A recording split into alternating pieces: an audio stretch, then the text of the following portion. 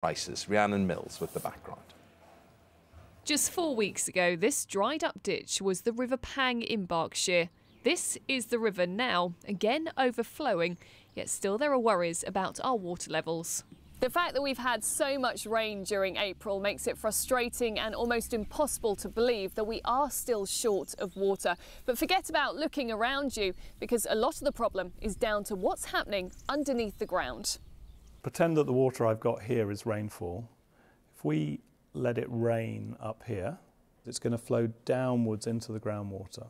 Andrew Mackenzie is a groundwater expert. He says aquifers are almost like a bank account that need constant topping up. We're talking about weeks or months. Groundwater flows really slowly. It flows at metres per week or metres per day. And at this time of year when it's so dry, it's going to be a very slow process. You pay water in during the winter, so we've got 5 or 6 months of the year when water is flowing into the aquifers, and then we withdraw the water during the summer months. We've probably missed out on about 3 months of recharge. So this is 2 weeks of heavy rain, that's really good, but it doesn't make up for 3 months that we've missed. Experts at the Centre for Ecology and Hydrology have been keeping a constant check on rain levels.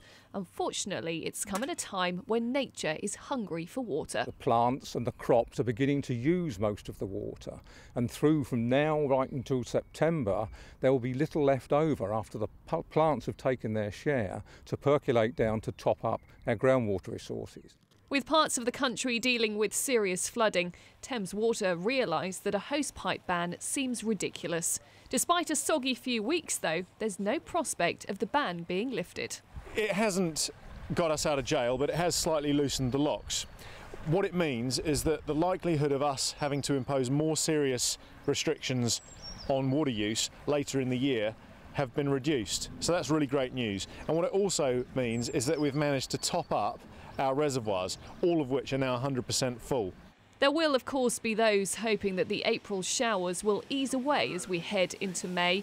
But however you feel about the rain, more in the long term is definitely needed if we're to drive the drought away. Rhiannon Mills, Sky News in Berkshire. Au contraire, rather more rain. I just think we need more holes in the ground to fill up and catch the rain. Personally, that's just me, maybe somewhat simplistic.